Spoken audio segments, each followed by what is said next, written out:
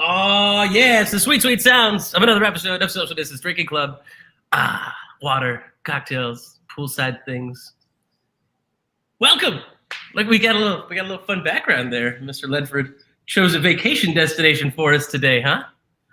Man, I got to tell you, it was real hot yesterday and real hot today, and I'm just feeling the concept of being as immersed as possible for the rest of the summer. Late spring for all our non-Arizona viewers. Yeah, exactly. Yeah, it's in the 90s up here in Phoenix, I want to say, and it's actually been kind of cool for Phoenix, and it's still hot. It's hot. Yeah. Today we hit 97 today, and it was pretty brutal. I shifted gears and did all inside stuff today. You went on a hell of a Peloton ride, you were saying earlier. Let me tell you. Yeah, I had the best of intentions of getting an outdoor road ride earlier today. Like today was my long day, but it wasn't going to happen, and a lot of things got in the way. And so I was like, let's just jump on the Peloton for a 90-minute ride. It'll be fun. It won't be a problem at all. And I haven't done a 90-minute, no coast, no breaks, no stop, no active recovery ride in like 8 years, and I am dying, friends. But it was good. It was good. I'm proud of myself, and I put up the number that I was looking for, so I'm happy. My question for you, Mr. Leffert, is while you were doing that ride, probably, let's say 40 minutes into it, 45 minutes into it, what drink were you thinking of that you could not wait to enjoy afterwards? Yeah. There had to be a drink maybe like, oh, I deserve this one. I'm going to drink this when I'm done with this. What was it? Honestly, I'm so glad you asked, because I have to like call myself out on this. Like, I was trying to think of like what restaurant the closest to me would have the lowest ABV yet still palatable IPA, and I was like, does anyone have all day IPA, or maybe like any one of the other sessions? And I was like, screw it. Famous Sam's has hazy little thing. Let's just go get some French fries and eat like a fat kid. And I got a pound of wings, and I got a hazy little thing, and I ate some French fries, and it was amazing. the amount of excitement about a hazy little thing. It was amazing. And the wings. And the wings. I mean, it's what? Wings and things. That's it. That's perfect. You know what? Sierra Nevada is a great brewery. Ken Grossman, I'm sure he still needs to feed his grandkids or some shit. I don't know. But I still buy a lot of hazy little thing. I'll be honest with you. It's good beer, and it's like readily available at fries and shit. So it's a beer. Yeah. Yeah. But I figured, because I know when I've done, well, that one time I did an athletic thing, like in the middle of it, I'm like, oh, I can't wait to have a drink. I earned this thing. And there's always like a drink in your mind that you're just like, that's the one, like that's what I earned by doing this. So I was curious what yours was. Thank you for sharing. Well, what's yours, Adam? What's your post-exercise must have? It depends on what I'm doing. That's fair. If I'm just doing a bike ride, like I've never done a 90-minute one or anything like that. But I mean, I just think of whatever's in my fridge.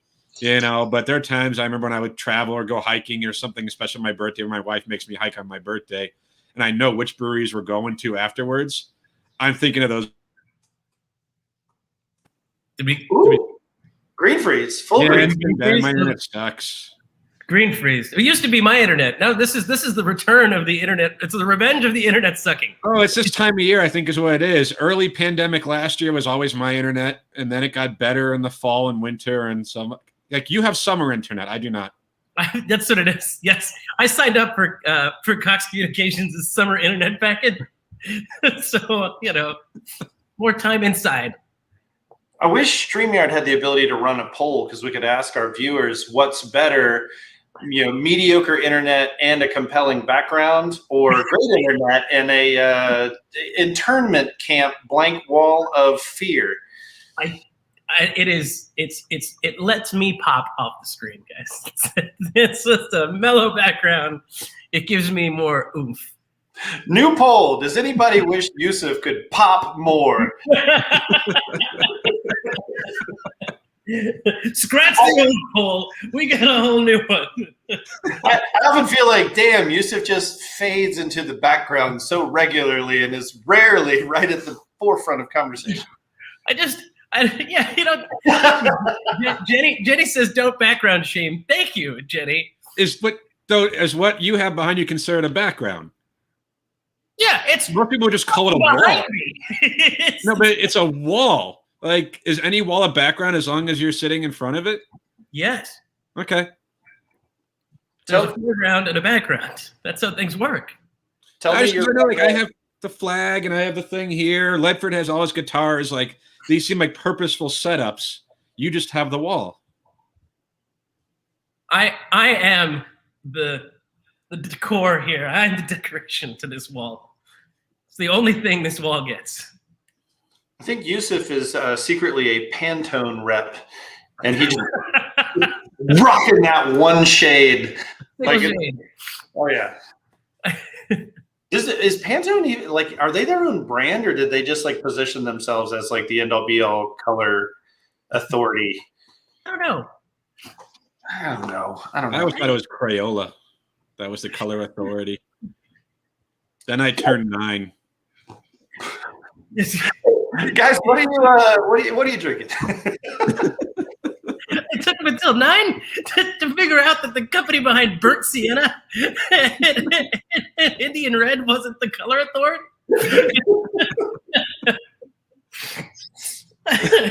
Oh my god. Good question. What are you drinking, guys? Anyone? Well, I will tell you, when we did our LA beer trip, in the tail end of the less crazy part of the pandemic, we went to Celador and picked up a bunch of great stuff. But this is Chenille, and this one is their must edition. So naturally conditioned with local orange and blossom honey, mixed cultures, so a little grape must in there, and neutral oak wine barrels. And I know saisons aren't the most popular thing in them anymore, but boy, holy crap! I'm not far behind you. I went with Lady Banks today because that sounded like a nice warm day drink. It's really pretty.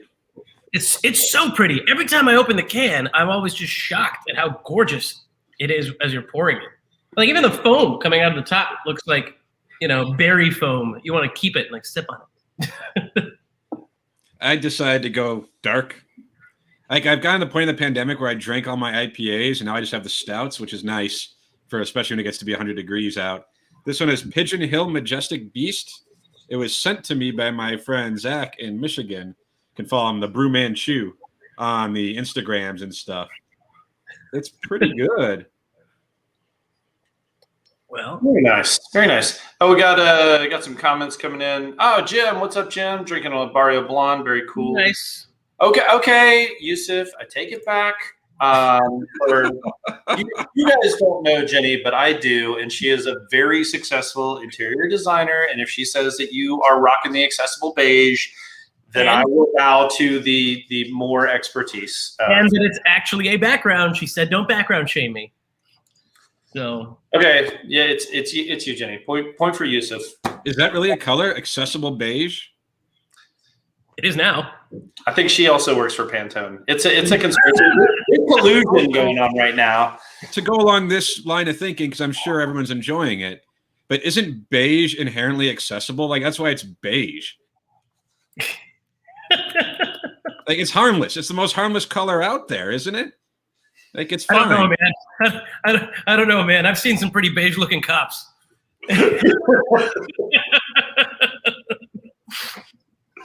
Yeah, can there be a hostile beige? I think we've just inaccessible beige. Like, beige that no one can get near.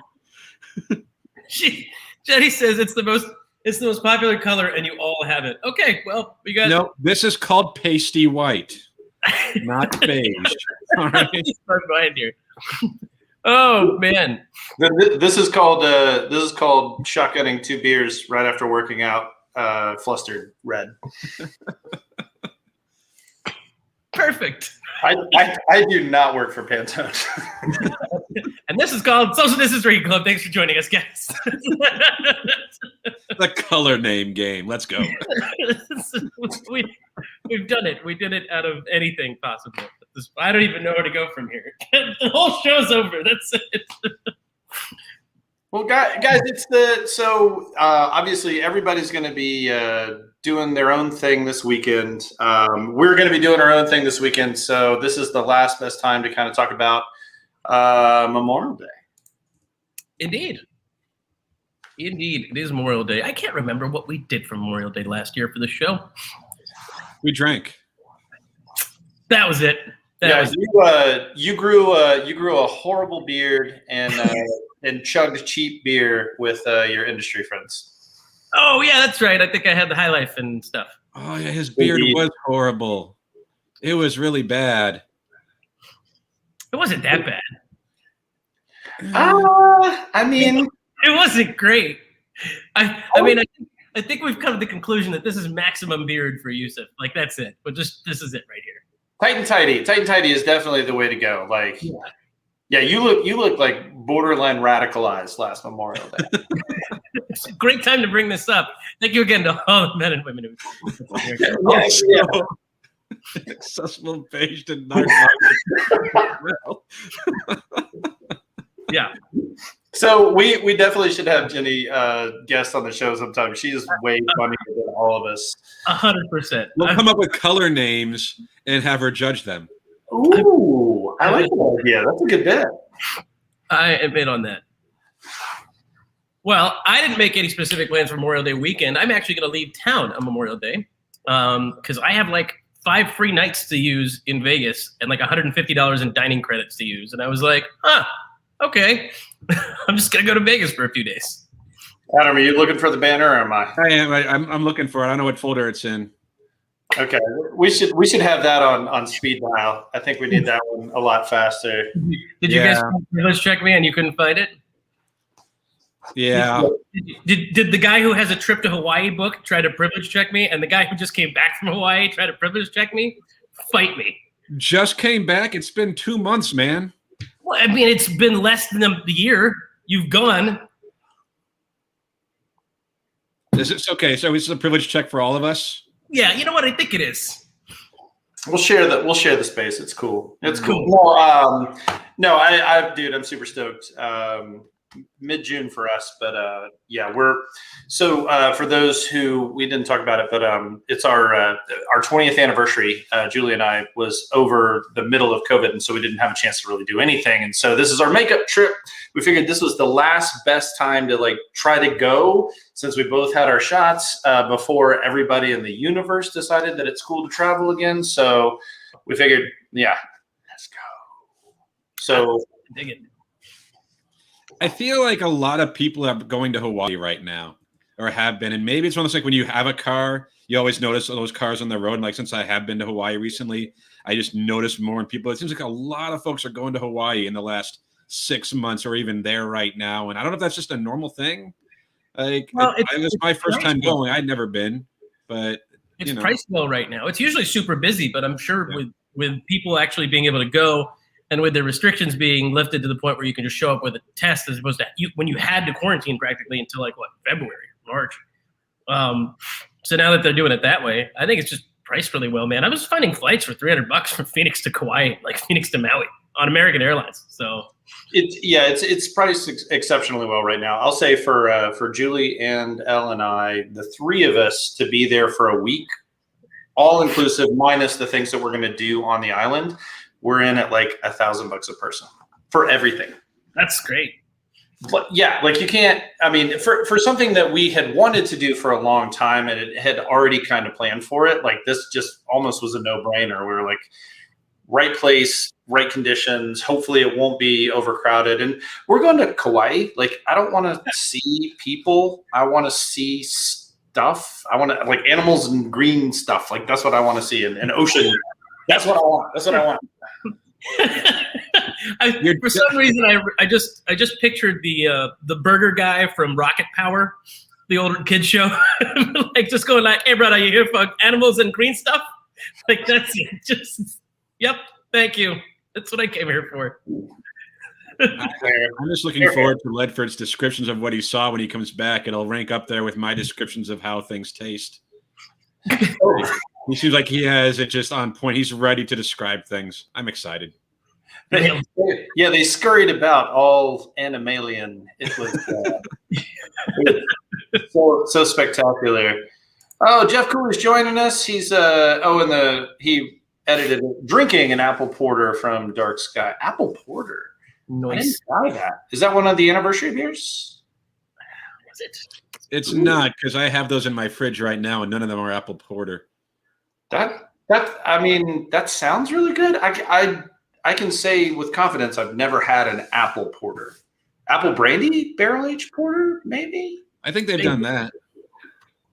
Who knows? You know what? I mean, I'm sure it's good if it's Dark Sky.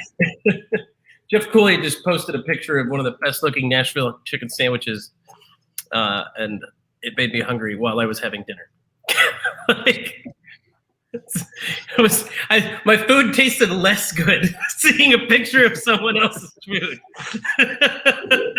Is that the meme where the guy's turning around checking out the other chick? 100%. I was like, I was looking back at it. Oh man. He says he doesn't know. He got it from work. Think it was a sample. Label is handwritten. That's about right. Also, it doesn't taste like apple. All right, Jeff Cooley. Maybe, are we sure it's not from Chernobyl? Ooh, Fromples. Is it a Fromples instead? Fromples. Fromples barrel-aged porter. This is assuming that Jeff will remember that show and that anyone else ever watches any of our other shows instead of accidentally showing up. But Ledford, like you kind of like you were talking how this weekend is like the holiday for honoring the men and women who died serving our country. But for a lot of people, also like that's a huge part of it. And of course, every one of us who parties and does whatever barbecue or travels, we're going to think of that. But for many people, kind of your Hawaii trip is the same boat. This weekend is going to be one of the first times there's like the long weekend with a party weekend where a lot of people are vaccinated. And of course, the science changed a couple of weeks ago where they said, hey, if you are vaccinated, you're pretty cool. I mean, the science evolved, right? They learned more and they're like, okay, it is actually quite safe to do things. Yeah, that's a better way to phrase it. Like, just for a lot of people, this weekend might be their first time getting together with friends and doing the party thing. It'll be like a first normal party since 2019. It's going to be fun. I know I'm going to be, getting together with some people and it's going to be a blast. Yeah. I mean, I think I've seen more people inviting people over and like stuff popping up, getting invites to Facebook events this weekend than I have up until now. So, and I think you're right. Part of it has to do with the science evolving. They could have done a better freaking job just telling everyone all of a sudden out of nowhere, though. That's how it goes, though. They knew when they knew. What, like last night, the Petri dish told us at 12:43 a.m. that it's totes fine for you guys to lick each other? Yes, that's science. That's how it works. How do you break news before it's news? I mean, like you have to put a time on everything that you're ever going to tell the public. Right. No, I mean, I know. It's just like, I just thought it was funny because people just automatically criticized it because of the way it was like, Yeah, but that's true. The rollout, maybe they could have soft played it on purpose. That's what I mean. They could have been like, things are looking really good, and in the next couple of weeks, we should have a pretty confident answer on this. They were, though. To be fair, they were. They're like, okay, they're learning more and more and more, and then they got to the point like, okay, we've learned enough to make this declaration. But like I know for me and my wife, like we've done more. Like we've gone out slightly more, and whereas like I still prefer to dine outside if I can. Obviously, it's going to get to be 100+ degrees. It's going to be more. Green freeze. Okay, it's going to be more difficult. That's where I left it. Dining outside is not a deal breaker. Like if there's a restaurant, it's like, okay, all they have is indoor seating and that's where we want to go. I'm willing to do that now because we're vaccinated and the science has shown that should be safe. So for barbecues or parties this weekend, you're outside, you're in the pool, you're drinking, you're around people, but it seems, especially if you're vaccinated, yeah, go have fun. Yeah. But now we're coming up again, since we're coming up on this weekend of partying and people doing all the exciting stuff as the weather gets warmer. Everyone and their mother seems to have become a 5-star master chef in the last year. So everyone's a goddamn grill master. So I assume there are going to be some plans and a lot of food going on, possibly, hopefully, like grilling competitions. Like, I feel seen. Thank you. I didn't want to completely just on the nose on this one, but for those of you who don't know, Adam Green recently bought a smoker, and I'll tell you what. Did you even get one of those remote thermometer thingies, like you could check your temperature from while you're inside your house? Well, now I feel seen. Well, oh yeah, because that's you. Well, he can change the temperature in his from his phone. I can't do that. Yeah, but do you guys have a Traeger? Do you even Traeger, bro? I don't. I got a deal on it, man. I didn't pay full retail, okay?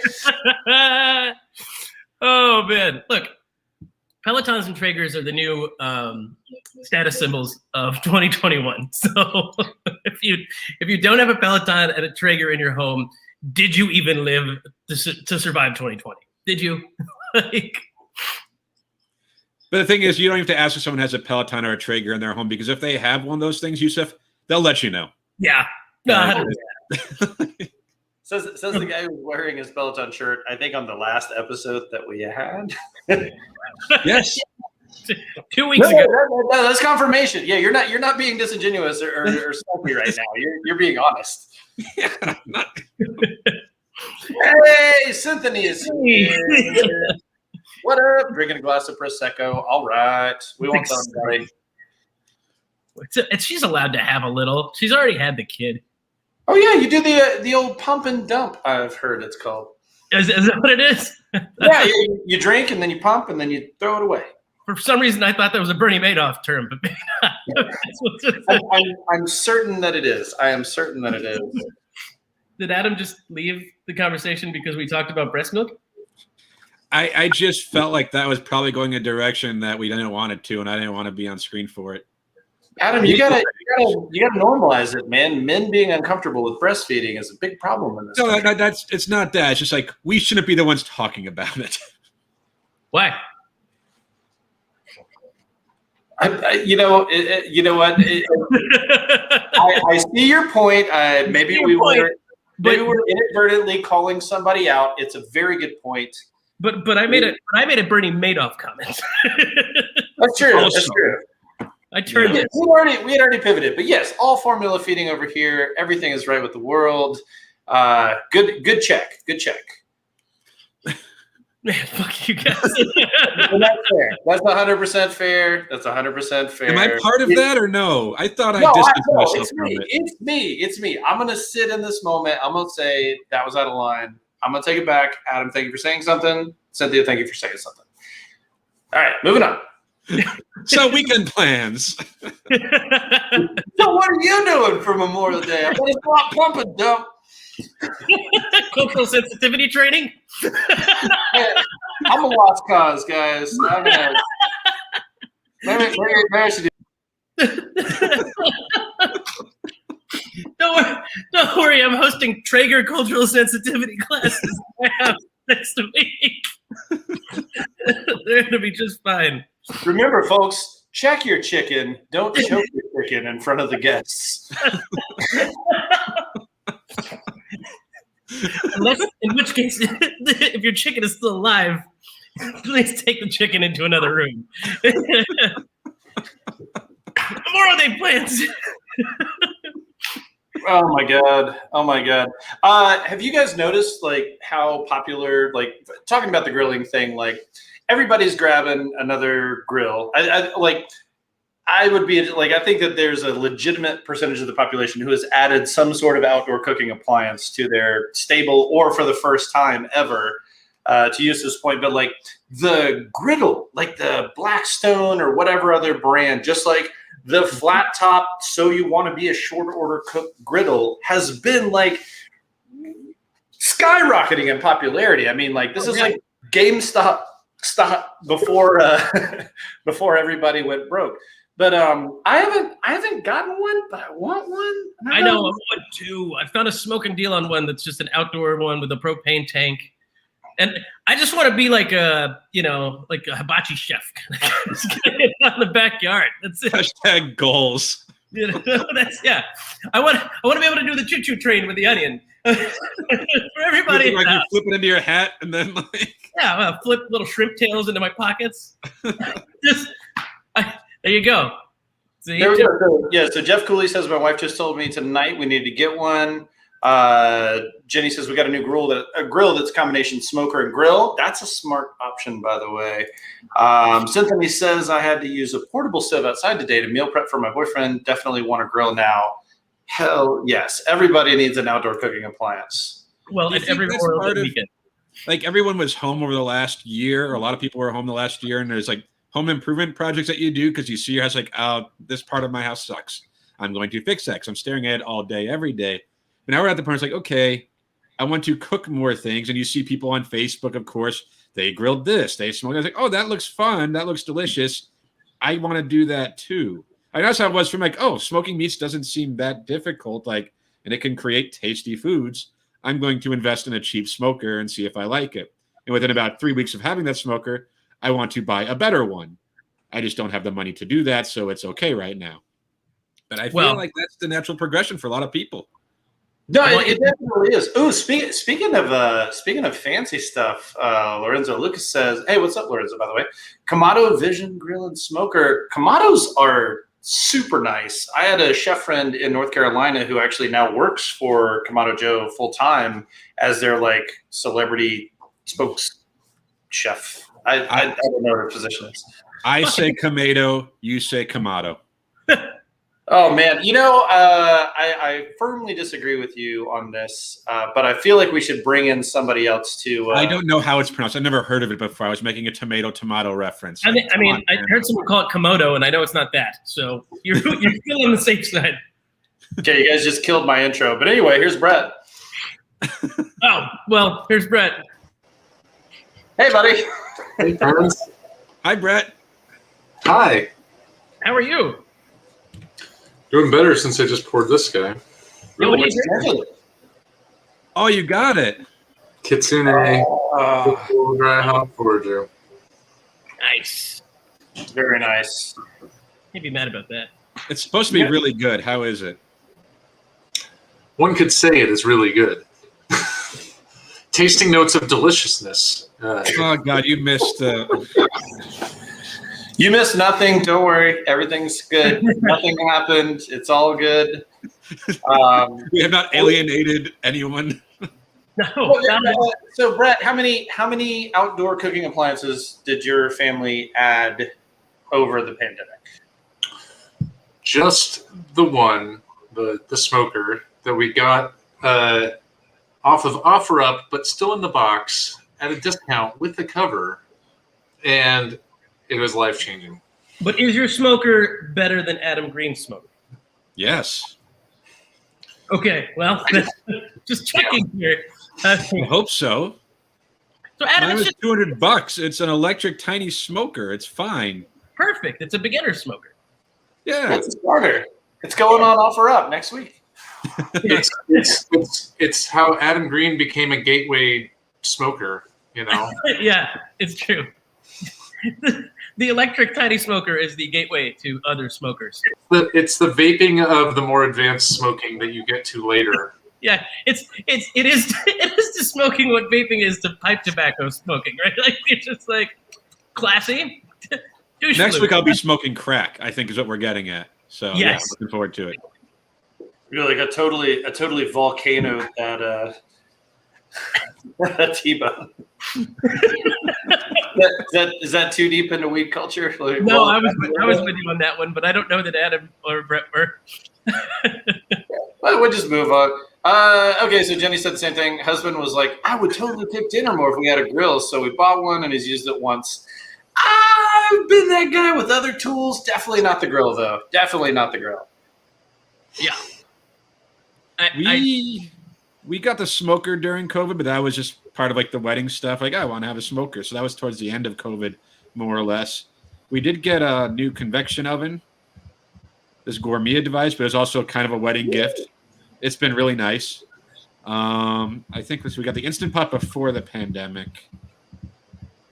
Yeah, we got an Instant Pot, which I'm realizing I would have used more in my single days when I was busy than we do collectively when Ellie has more time and willingness to invest in cooking more often, and therefore doesn't see the value add of the speed with which the Instant Pot brings.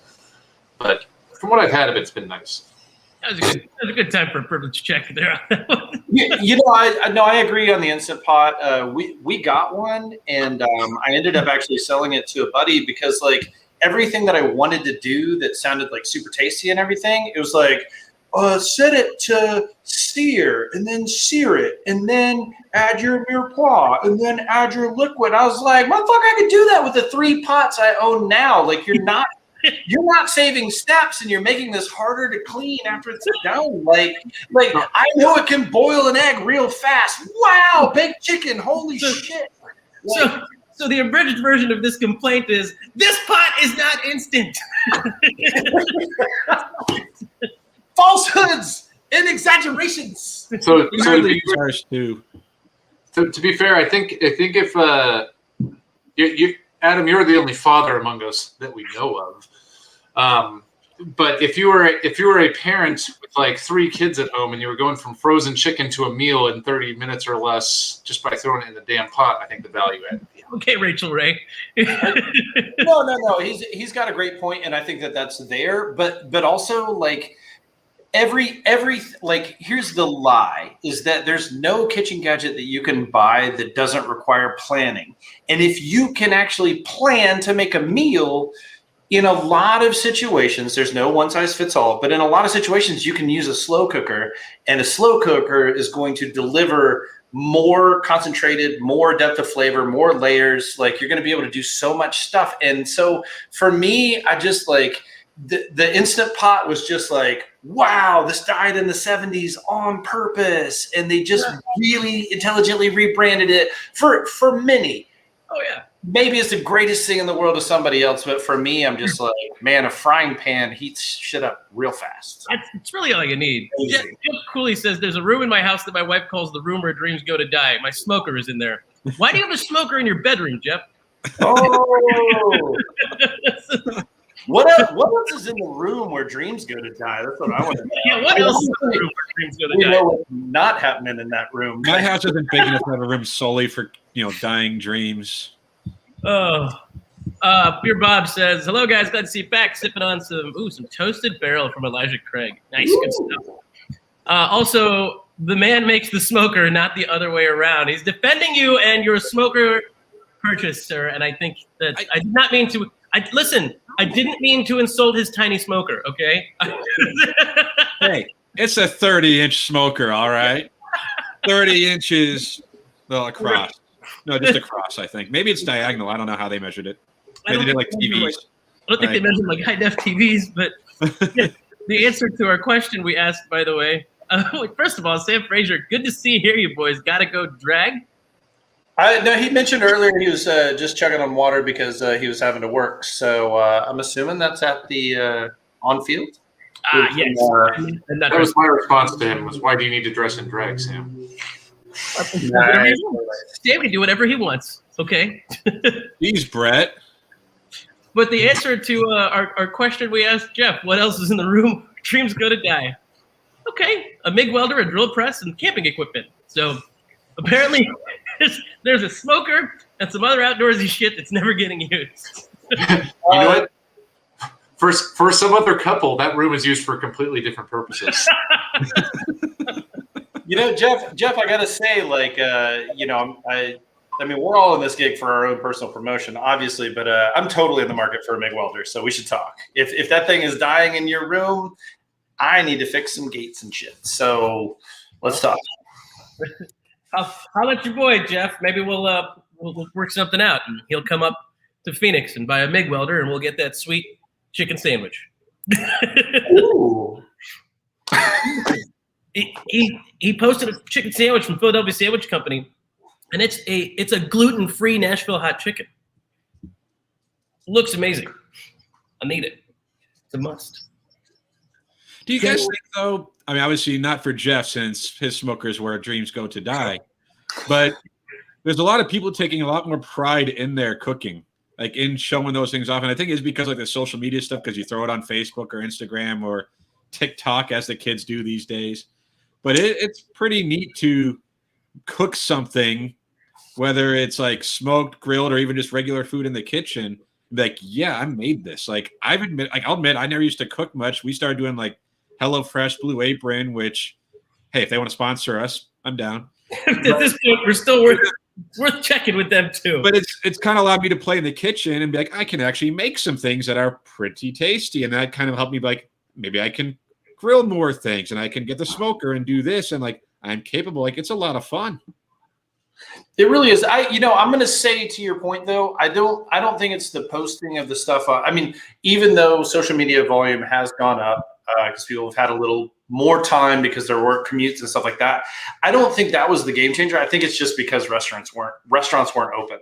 Yeah. And so like really like when you're on the hook for making meals for yourself or for your family every day, you just get better by doing the reps. I mean, like, if you're training for like an athletic event, like the number one thing is frequency, right? Like your duration and your intensity come later. And we're not talking about Jeff Cooley's room where things go to die. But no, I mean, like cooking is the same way. Like if you do it every day, yes, the homeopathic road to good cooking is what doesn't kill you makes you stronger. But no, like if you do it every day, you're just going to get better at it, or you just don't want to be bad at it. Like I definitely hit a point in my life where I was like, I don't want to stress out about trying to do complicated cooking and have three things that don't arrive hot on the plate at the same time. And so everybody's in a different place when they're, doing their stuff. But like, that was my big thing, is that I just wanted to like deliver a plated meal. And yeah, we can totally privilege check me on that, but like, that's where I was, I think that's how that's my new way to go approaching life, Adam. You've described it. I want to deliver plated meals. That's how I tell clients on work I do. I'm here to deliver you a plated meal. But no, I'm serious. Like that's one of the reasons I actually got the grill I got that has a lot of, I even have like an island outside now. So I have more prep space. And that way I can just start serving things up that way. It's way easier. I love using like a huge platter to get like all the veggies ready and everything like that, and just roasting them up. So me doing more cooking, you doing more cooking, me doing more cooking. We doing more cooking. Everybody's cooking. Yeah. Everybody cooking.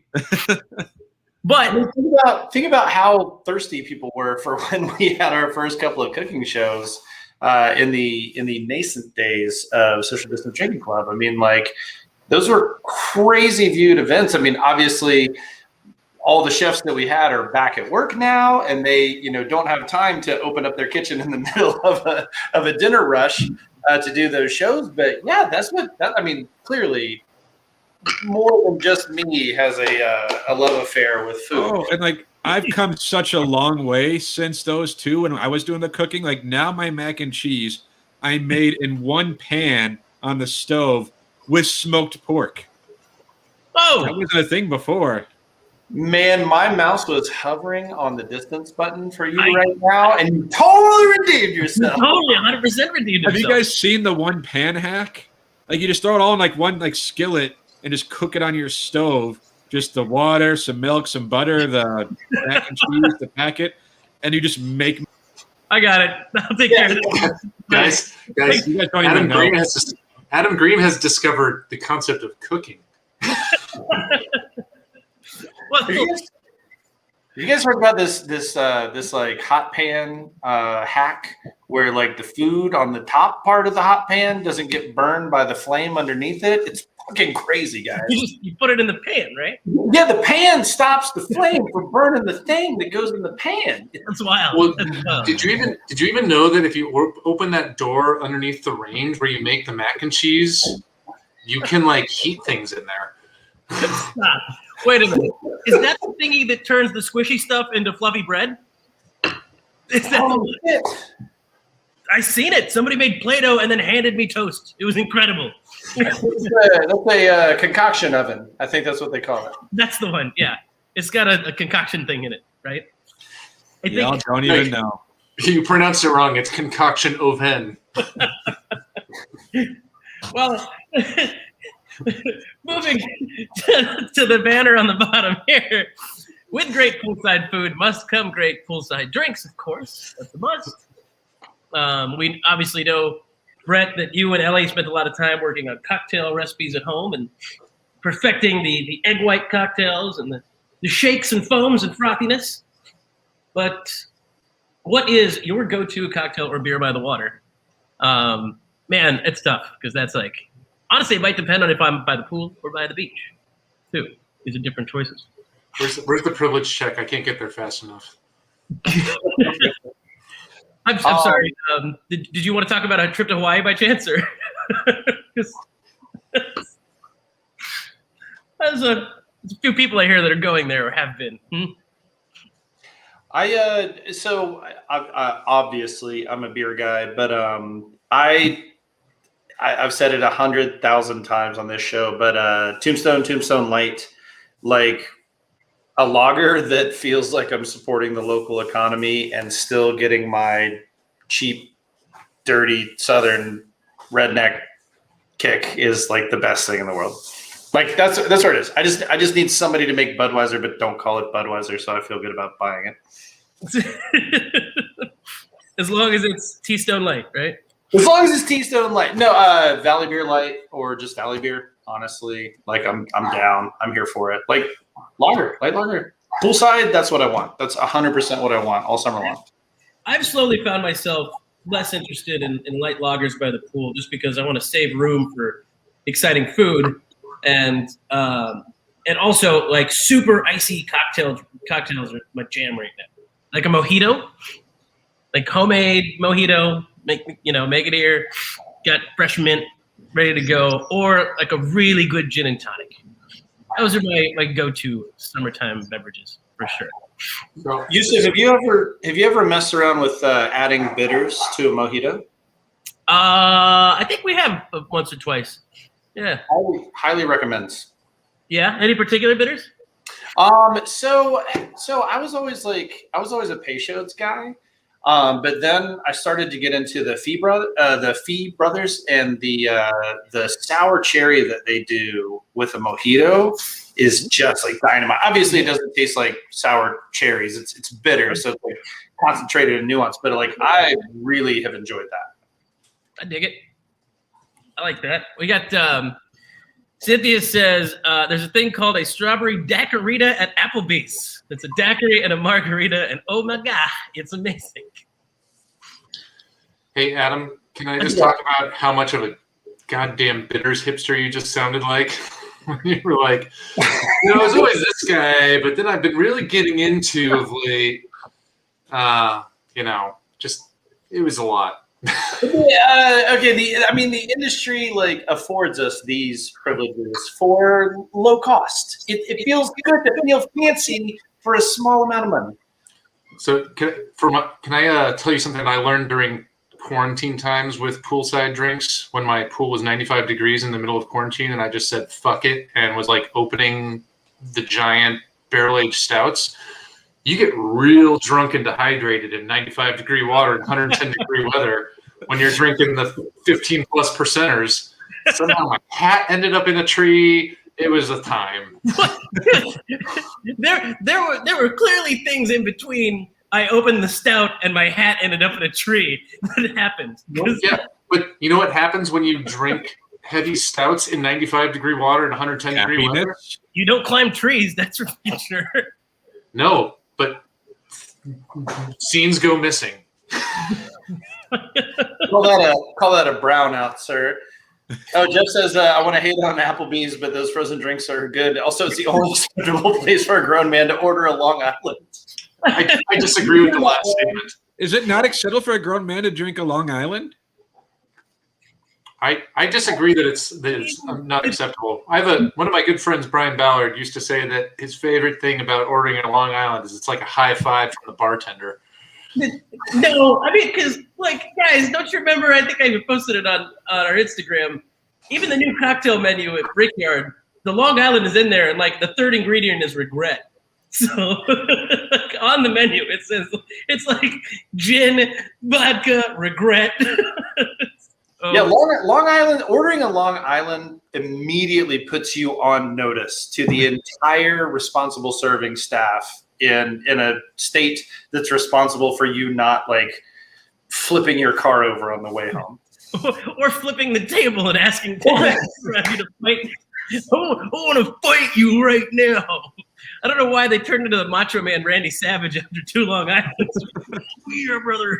Hey, Yusuf, we all do after 2 Long Islands. That's exactly my point. Or a few 15% stouts in hot water.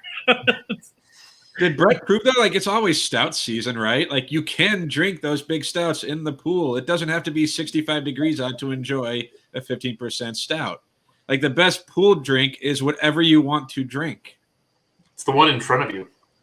And obviously, certain drinks have different effects, whether it's a Saison or a Truly or a Stout or a Long Island. But if you like it, drink it. They're just drinking it in the pool or next to the pool.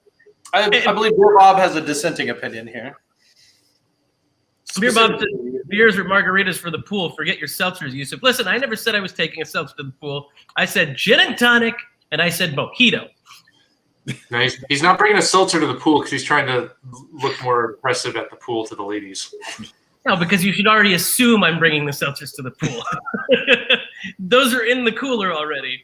I'm making cocktails by the pitcher. Like, I'm into Mai Tais now. That's something Hawaii did to me. I like Mai Tais.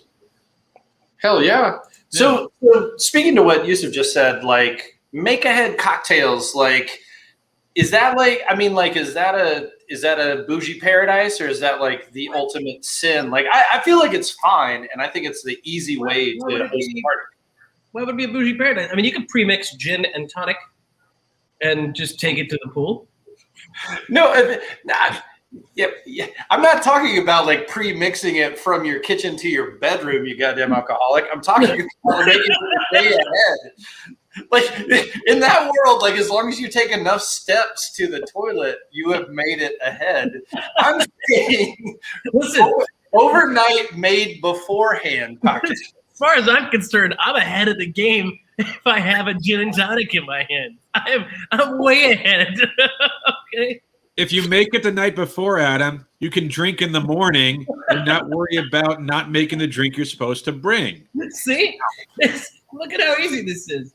Yeah, Adam Ledford, Yusuf, most of us have a glass of water next to our bed. Yusuf has a gin and tonic that he drinks when he wakes up in the morning and says, God, that's refreshing at 2 in the afternoon. I was going to say, his morning is not the morning. I've been up at 5 o'clock in the morning every day for like a month and a half now. Screw you. Because you were going to bed at 5 a.m.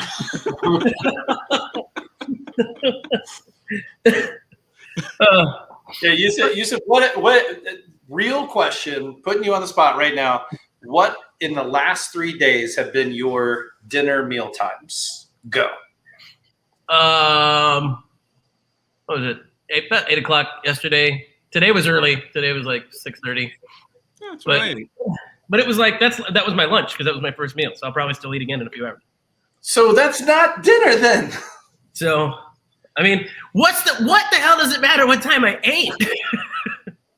I'm just saying, if you have dinner at 12:30 and you get up at 5 a.m., that's just a nap, bro. That's not getting up. I don't listen. That's a 3 a.m. siesta, my friend. You get some jerks. I don't sleep that much these days. You know. These days. All right. Oh, the little human is a morning person. I will say, Cynthia, we were super, super lucky with our daughter, and she was a good sleeper. And we actually had a book that said, if your child is a good sleeper, like maybe your sleeper is, don't tell anybody about it because other parents will hate you. And I just broke that rule, apparently. But it's a good book. Healthy Sleep Habits, Happy Child. That's my actual real advice for the show today. Sleep habits, happy parents, not one kill child. See, the child is more important than the parents. You gotta do the stuff for the child because you know it's only temporary. You can go without sleep for a while. I mean, well, obviously, and so like, you know.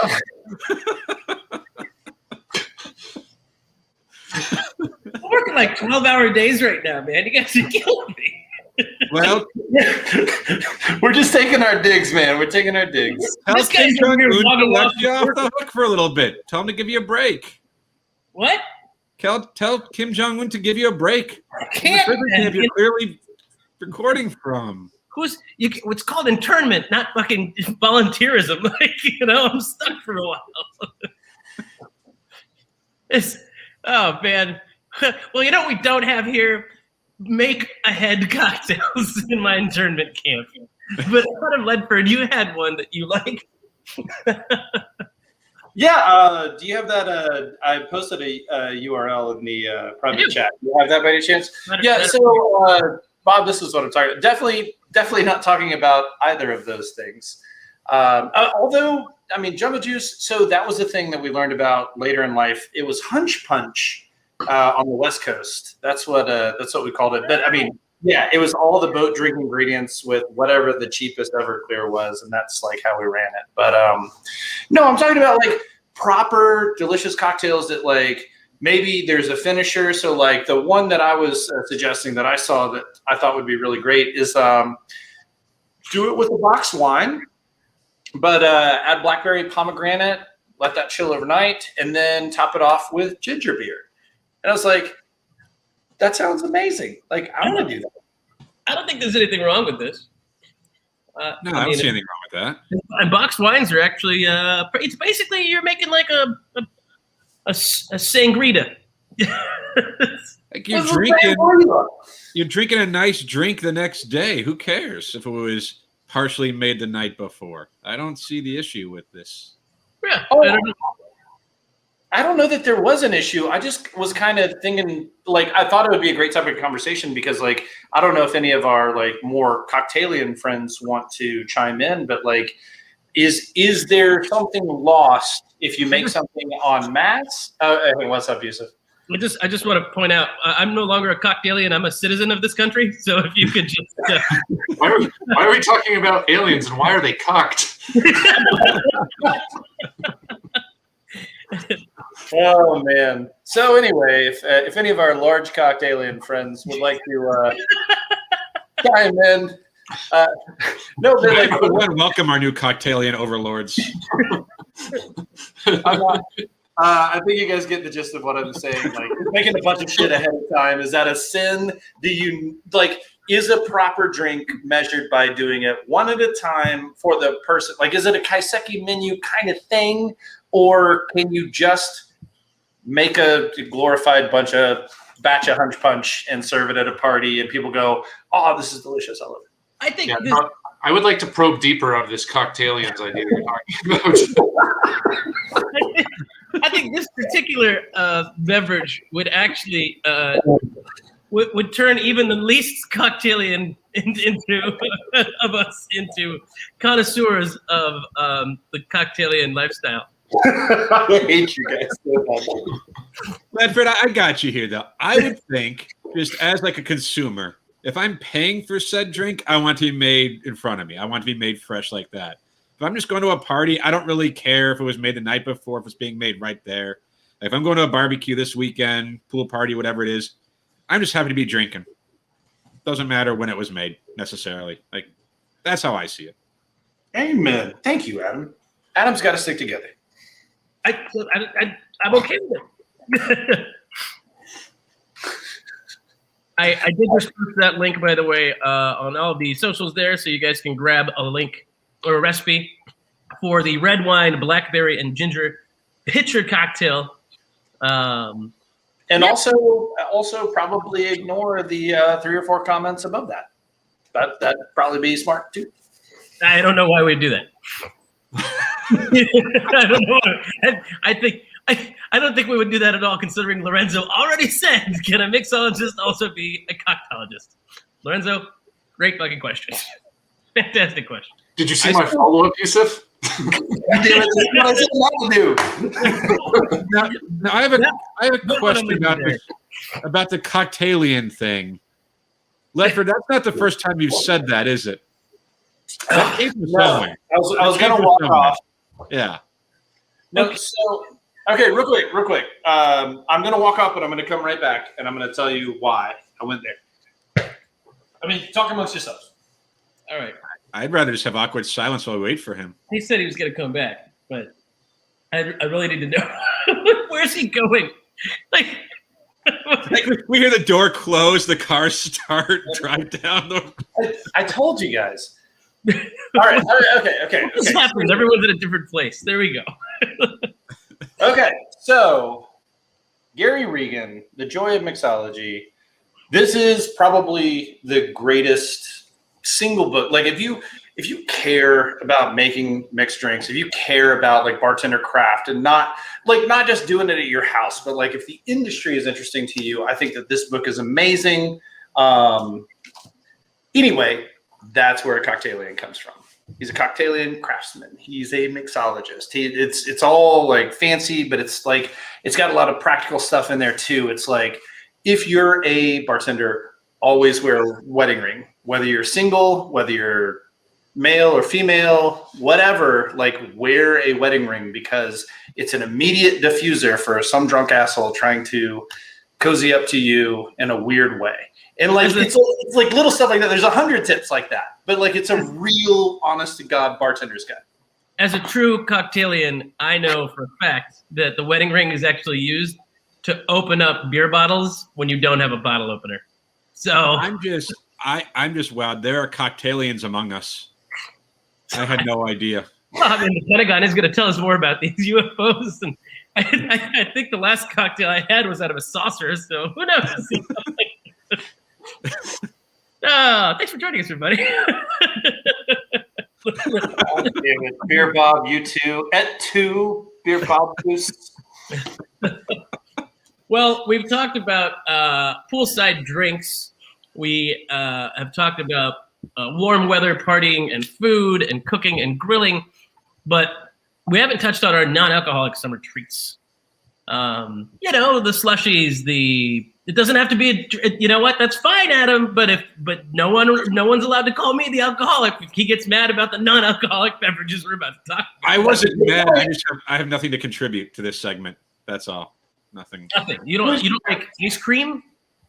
What? You don't like ice cream? You don't like a milk? Okay, fine. I'll stick around if that's where we're going with this. That's fine. A slushy? What's your not non-alcoholic beer? Screw that. I'm talking like what's your? It's summertime. You want to go to Bahama Bucks and get like, snow cones and shaved ice. Like everyone's got that thing, right? Ice cream's great, but the ice cream's always great. Like that's I just saw Adam Green turn into a child, and it was adorable. It was actually a beautiful moment because your eyes lit up, and you were just like, "Ice cream's great." But then I remember, like, I'm the guy who'll have like the ice cream cone, and the one scoop will just fall on the ground. Just like, oh, like that's the only downside to ice cream. That's it. That is a bad thing when that happens. But that I happened. blame the Cocktailians.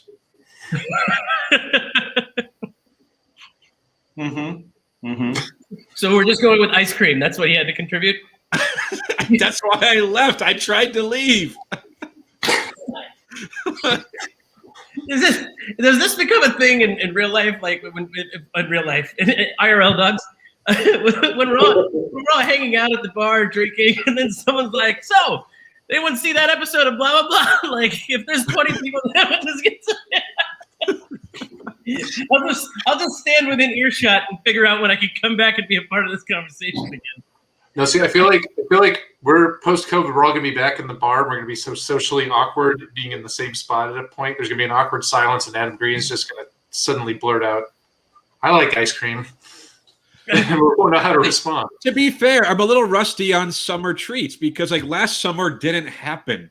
Like I don't remember. Like I was drinking water in my house. I was drinking a stout in my house, not around other people. I don't remember what I like in the summer. Whatever's for summer stuff, Like last summer didn't count.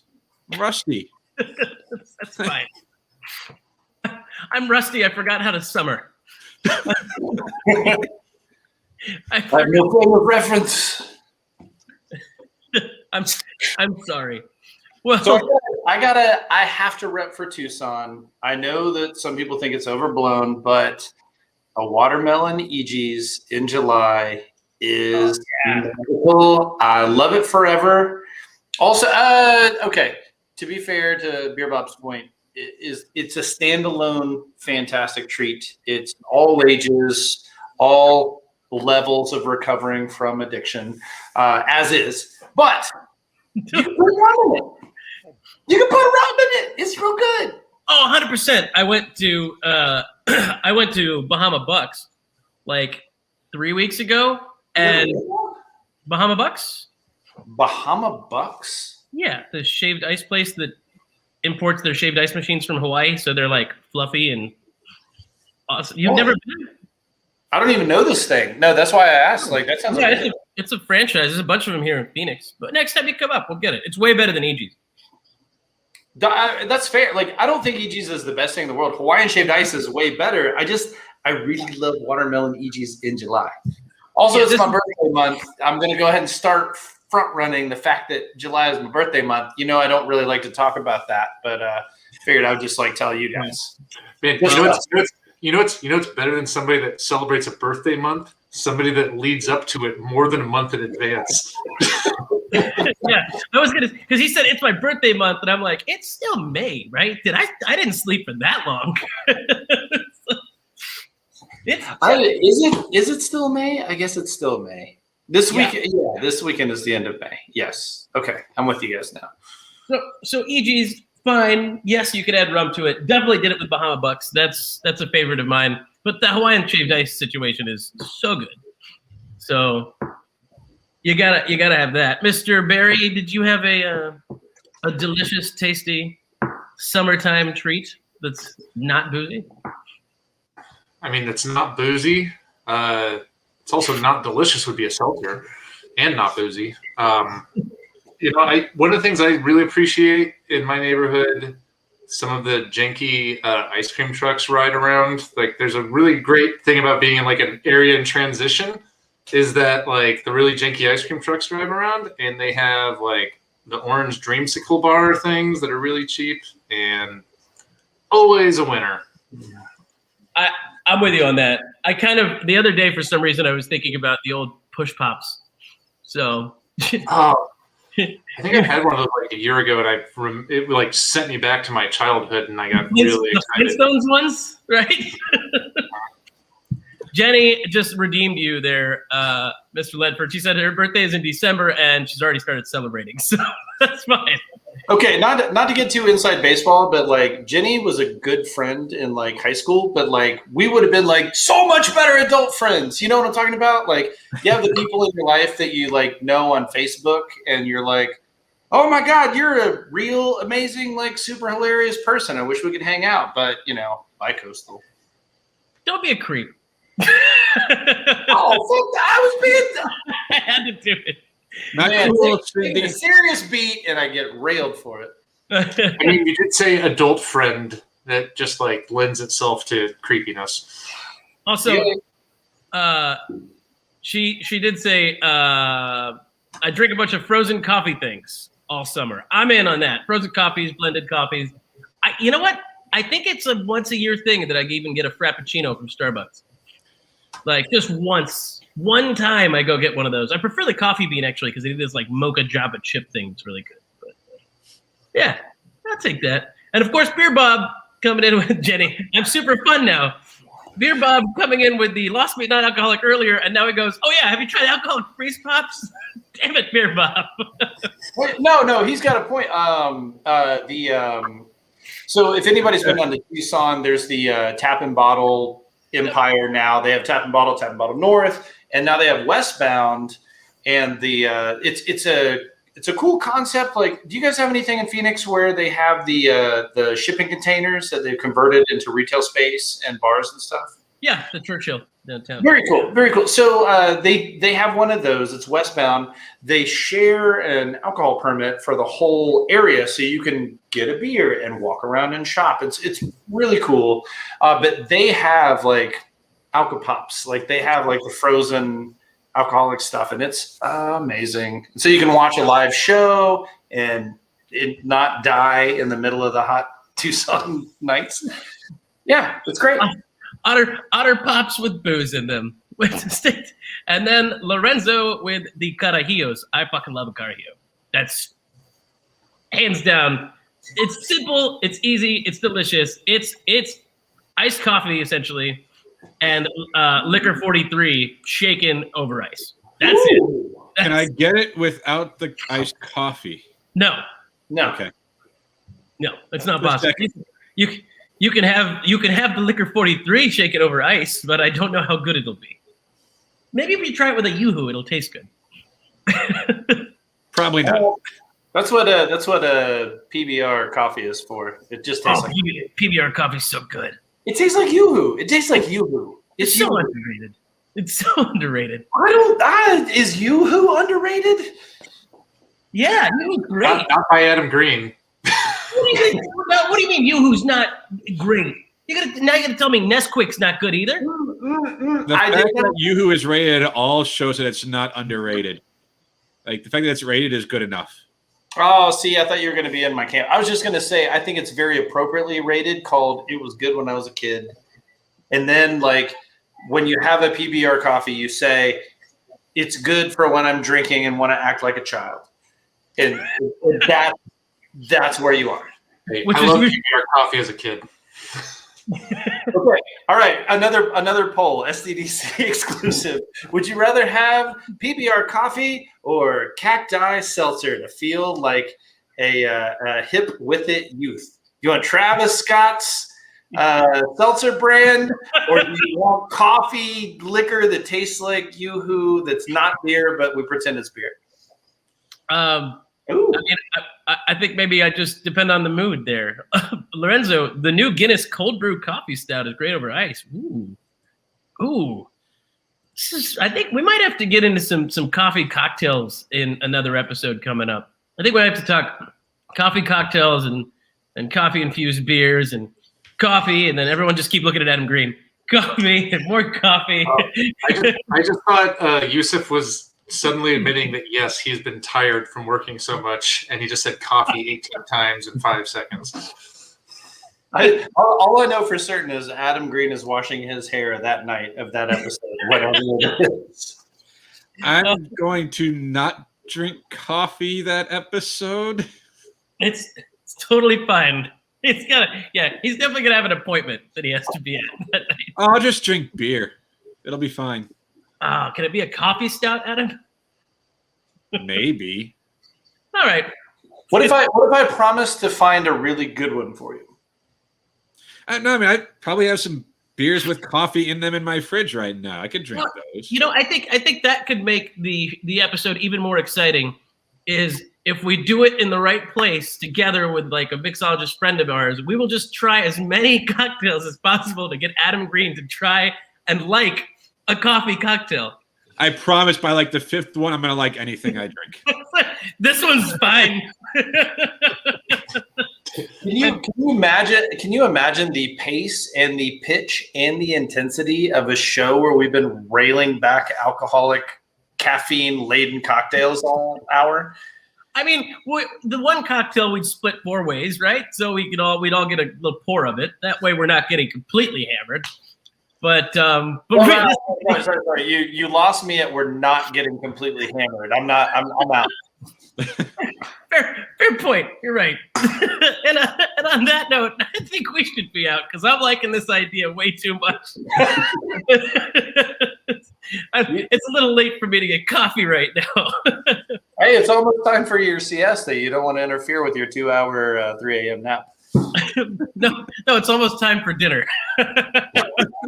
That's what it is. It's almost time for dinner. Beer name? Maybe. Oh, yeah, the organic chocolate stout from Samuel Smith is an alcoholic Yoo-hoo. Yep. Sir, I object, sir. That is so much better than Yoo-hoo. Come on, now. Listen, Lorenzo says he wants in on that show, too. Yes, dude. Let's make it happen together. Let's pick a bar to do it, and we'll make it happen together. Lorenzo can come hang, and him and I will drink carajillos the whole time. Yeah. That'll be our Lorenzo can be our guest cocktailian. Guest cocktailian. Do you guys need me anymore? I mean, do you just want to make cock jokes the rest of the time? I could go. No, we were making cocktail jokes. I don't know what you're talking about. Did you say a boot? A boot. I've been spending a lot of time with Canadians. No, sorry, guys. Sorry. And on that note, thanks for joining us for another episode of Social Distance Drinking Club, everybody. Enjoy your Memorial Day weekend. We'll be back soon. Cheers. Your Canadian accents suck, guys. We've reached the cocktail end of the show.